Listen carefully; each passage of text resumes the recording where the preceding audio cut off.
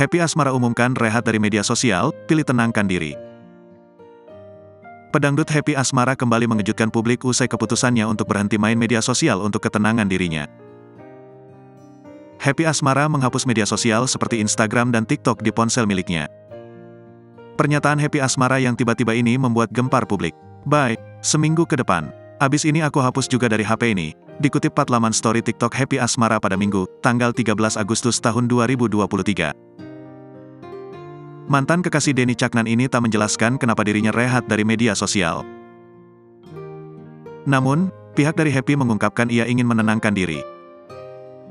Sementara akun @happy_asmara77 aku yang pegang ya guys karena masih ada urusan pekerjaan. Kak Happy mau menenangkan diri, instastory salah satu tim Happy Asmara. Semenjak pernikahan antara Denny dan Bella Bonita memang Happy selalu menjadi sorotan. Pasalnya, Happy terkena banyak hujatan dan selalu dibandingkan dengan Bella.